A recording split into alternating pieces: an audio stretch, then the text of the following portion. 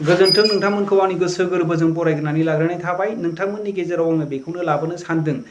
गोबांथार नोंथांमोनखौ आं रिकुवेस्ट खालामदोंमोन इसोरनियाव आर'ज खालामनो थाखाय। दिनै एक्स एनडिबिफोरनि आरो माखासे जोबथेसालियाव जोबजानानै थानाय सुबुंफोरनि थाखाय इसोरनियाव आर'ज खालामनो बिथांमोननि केसआ दिनै फासयफिननानै 25 अक्ट'आव लांफिननाय जाबाय। बे मोनसे जोबोद दुखुनांथाव बाथ्रा। रायजो राजाफोर नोंथांमोनहा लागातार इसोरनियाव आर'ज खालामबाय था। बेबायदिनो बिथांमोनहा जायफ्रानाखि केस होनानै दोनदोंमोन उइटनेस हिसाबै बिथांमोनहा नुजानो हायैयाव बे केसखौहाय फासयनानै लांफिननाय जाबाय होननानै जोङो मिथिनो मोनबाय रायजो राजाफोर। दा बेखौनो आङो नोंथांमोननि गेजेरावहाय लाबोफिननाया आरो मिथिहोहरनाया आरो नोंथांमोननिसिम आरोबाव रिकुवेस्ट खालामहरबावदों, खावलायहरबावदों, अननानै इसोरनियाव आर'ज खालाम बिथांमोनहाबो उदां न'खराव फैनानै जोंबायदि रायजो जानो हानाय बायदि बिथांमोननि केसखौहाय 25 अक्ट'आवहाय लांफिननाय जाबाय। दा जोङो खोनानो मोन्दों माखासे उकिलफोरनि गेजेरजोंहाय सावरायलायनायनि गेजेरजों आंहाबो गोबांथार बेबायदिनो सिङावहाय माबायावहाय गुवाहाटि हाइकर्ट आरो जोंनि क'क्राझार डिस्ट्रिक्टनि बे माबा कर्टफोराव गोबांथार कर्टआवहाय उकिल लोगोफोर दङ आरो गोबांथार उकिलफोरजों सावरायलायनाय जायो सिङावहाय। नाथाय खोनानो मोन्दों रायजो राजाफोर जायफ्रानाखि केस गेलेहोनो थाखाय रेसपन्सिबिलिटि लादोंमोन बिथांमोनहा साहा खरसाखौनो मोजाङै होआ होननानै जोङो मिथिनो मोन्दों रायजो राजाफोर। बिथांमोनहा ओरैबायदि खालामदों उकिल हमबाय, हमनानै दिनै बै थर बाला हामायावहाय जेरेखम खासेवफ्रा बिदै दैनानै फिसा ओंखार दा ओंखार बेबायदि खालामो। दिनैबो बिथांमोनहा उकिल हमनानै जेखौहाय रेसपन्सिबिलिटि होबाय केसआ देरहा दा देरहा बिदि एखेबारे बिथांमोनहा नर्माल भाबै लानायखौ जोङो नुनो मोन्दों। बे मोनसे जोंनि बर' दैदेनगिरिफोरनि गोरोन्थिया रायजो राजाफोर। दिनै मानगोनां जोंनि बिटिआरनि CEM बिथांमोनहा गोसो होनानै नैबे 18 थारिखनि केसआवहाय बिथांमोनहा गोसो होनांगौमोन। नाथाय जोङो दिनै बिथांमोनखौ दिनै साननैसो लेट जानानै बिथांमोनहा नैबे बिटिआरनि जे रां बावजा बाजेट बिथांमोनहा सानसे बा साननै लेट खालामनानै बेखौ खालामनो हायोमोन। जोंनो बेखौबो नांगौ नङा, नांगौ जोंनो बिटिआरनि थाखाय डेभेलपमेन्टनि थाखाय जोङो मावदों हिसाबै आरो बिथांमोनहा बेखौ मावबाय हिसाबै गोसो होनानै बेखौहाय जे खरसा बेफोरखौ हरनो गोनांमोन। दा गोबांथार माखासे मानसिफ्रा बुंलायगोन नोङो मिथिया गारा गासैखौबो मिथिया गारा नोंथाङा मानो बुंलाबायदों होननानै। जोङो माखासे उकिलफोरनि गेजेरजों बेखौ मिथिनायनि गेजेरजोंसो नोंथांमोननि गेजेराव लाबोनाय जादों रायजो राजाफोर।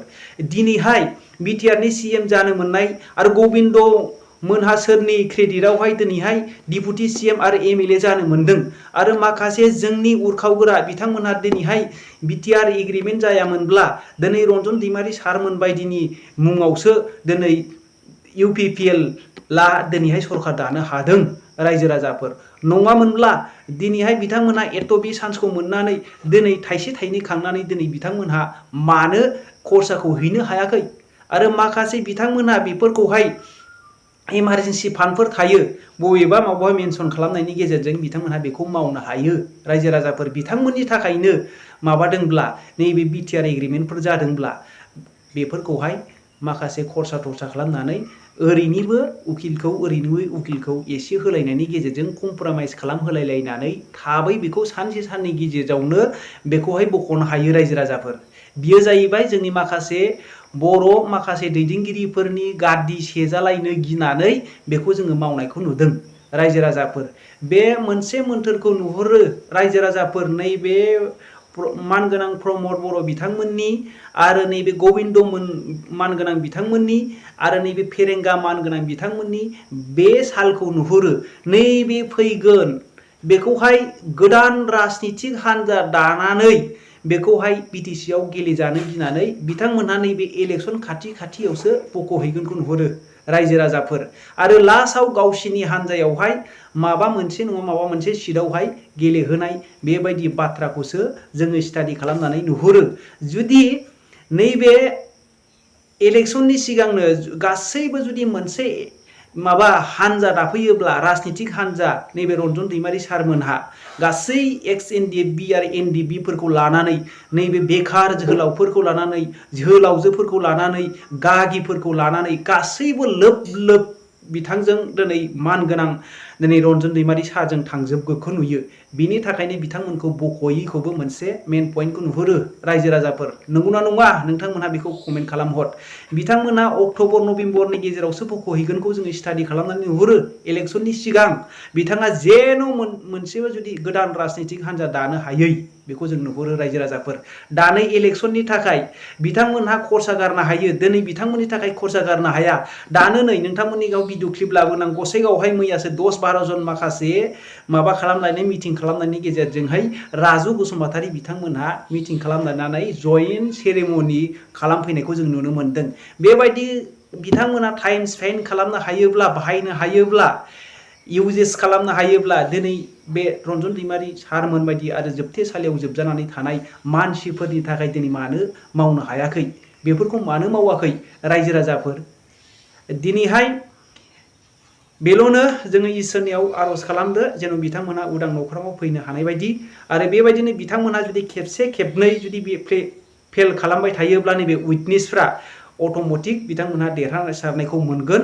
जों बे बरसाजों जोङो थानांगौ रायजो राजाफोर। बेनो नोंथांमोननि गेजेराव लाबोनांगौआ। बिथांमोननि केसआ 25 थारिखआव लांफिननाय जाबाय। आरो नैबे बिथांमोनहा इलेक्सन केम्पिंनि थाखाय सोर मोनमारगोन बेखौहाय दिनैहाय चन्दन ब्रह्म बिथाङाबो टिकेट आसाजों थांदोंमोन। आरो नैबे मा होनो नैबे राजु ब्रह्म बेखौ आसा खालामनानै दोनदोंमोन। नाथाय मा जायो जोङो नायनोसै नै बिथांमोनहा मा खालामजेनदों।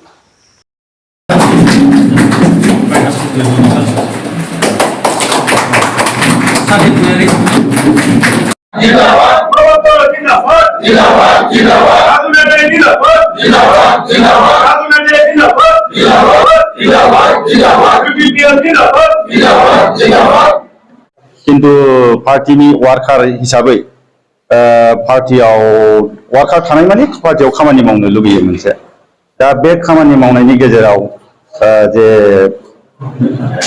माने खामानि मावनायनि जे फिल्ड स्कप, बे स्कपखौ माने जेरावहाय स्कपखौ मोनो बेयाव खामानिखौथ' मावनांगोन जाहैबाय। जों माने एथबां खामानियावहाय पार्टिसिपेट खालायनो मोनाखै। बे हिसाबै जोङो नैबे फिल्डआवहाय थानानै सासे एक्टिभ वार्कार हिसाबै खामानियावहाय पार्टिसिपेट खालायनो मोनगोन, पार्टीनि मावलांनो मोनगोन आरो एलेकानि डेभेलपमेन्टेल जे पार्टीया खालायगोन बेजों सापर्ट होफानानै खामानिखौ मावलांनो थाखाय माने जोङो बेखौ नुनानै दिनै जइन जानाय जादों आरोखि। साबेसे जइन जादों? दिनैहाय जोङो 12 जन 12 जइन जादों। आरो जोंनि लोगोफ्रा आरो जोंजोंहाय कन्टेक्ट दङ। बिथांमोनहा लासै लासैनो जोंजों जयेन्टलि मावनो थाखाय फैदेरगोन आरोखि। जोङो ओरैनो जेनेरेल वार्कार इउथ बिपिएफनि, जोङो पर्टफलिय' गैया। दा जोङो बेखौनो मावनो फिल्ड नागिरनानै फैदों आरोखि। আজি ইয়াতে আমাৰ গোসাইগাঁও ডিষ্ট্ৰিক্ট ইউথ বিপিএফত যিবিলাক মেইন কৰ্মী আছিল বা আমাৰ বিপিএফ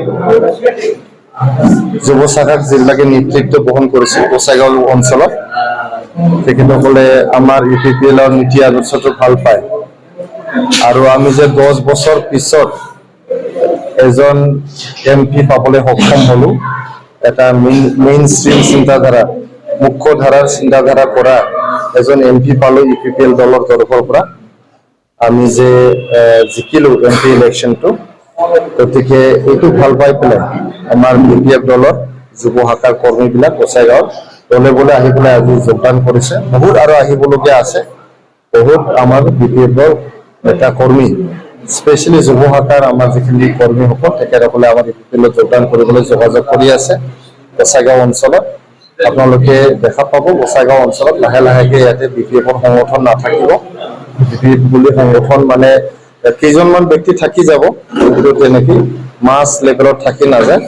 অনাগত দিনবোৰত যিহেতু আমাৰ প্ৰমোদ বড়ো ছাৰৰ নেতৃত্বত এটা ভাল বিটিআৰ চৰকাৰ চলিছে, তেখেতে শান্তি ঘূৰাই আনিছে, সকলোকে ন্যায় দিছে আৰু আমি উন্নতিৰ পথত আগুৱাই গৈ আছো।